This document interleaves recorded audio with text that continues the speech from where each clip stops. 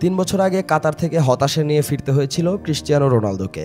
সেখানে বিশ্বকাপের quarter final থেকে বাদ পড়েছিল পর্তুগাল। কিন্তু এবার রোনালদোকে ছোটদের পর্তুগাল আর হতাশ করেনি। কাতার থেকে ঠিকই বিশ্বকাপ জিতে বাড়ি ফিরেছে।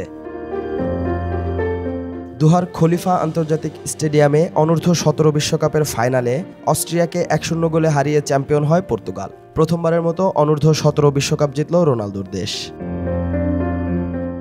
বেনফিকার সেন্টার ফরওয়ার্ড আনিসিও কাব্রাল ফাইনালে 32 মিনিটে পর্তুগাল অনূর্ধ্ব-17 দলের হয়ে গোল করেন।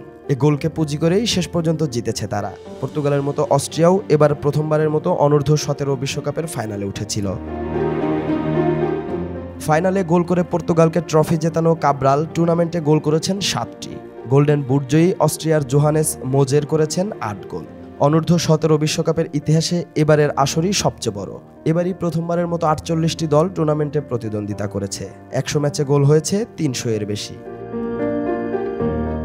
এবার অনূর্ধ্ব-17 বিশ্বকাপের সেমিফাইনালে উঠেছিল ব্রাজিল, পর্তুগাল, অস্ট্রিয়া ও ইতালি। নির্ধারিত সময়ে গোলশূন্য থাকার পর টাইব্রেকারে পর্তুগালের কাছে হেরে সেমিফাইনাল থেকে বিদায় নেয় ব্রাজিল। অপর সেমিফাইনালে অস্ট্রিয়ার কাছে 2-0 গোলে হারে ইতালি। তৃতীয় স্থান নির্ধারণী ম্যাচে গোলশূন্য থাকার পর টাইব্রেকারে ব্রাজিলকে 4-2 গোলে হারায় ইতালি। এবার অনূর্ধ্ব-17 বিশ্বকাপে শীর্ষ 3টি দলই ইউরোপের: পর্তুগাল, অস্ট্রিয়া ও ইতালি। আর্জেন্টিনা শেষ 32 দলের লড়াইয়ে মেক্সিকোর কাছে টাইব্রেকারে হেরে বিদায় নেয়। শেষ 16 সেই মেক্সিকোকে হারিয়েই কোয়ার্টার ফাইনালে ওঠে পর্তুগাল। আর এতেই প্রথমবারের মতো বিশ্বকাপ জয়ের স্বাদ পায় রোনালদোর দেশ। জয়ের পরপরই পর্তুগাল অনূর্ধ্ব-17 ফুটবল দলকে অভিনন্দন জানিয়ে ইনস্টাগ্রামে একটি পোস্ট করেন আল নাসর তারকা।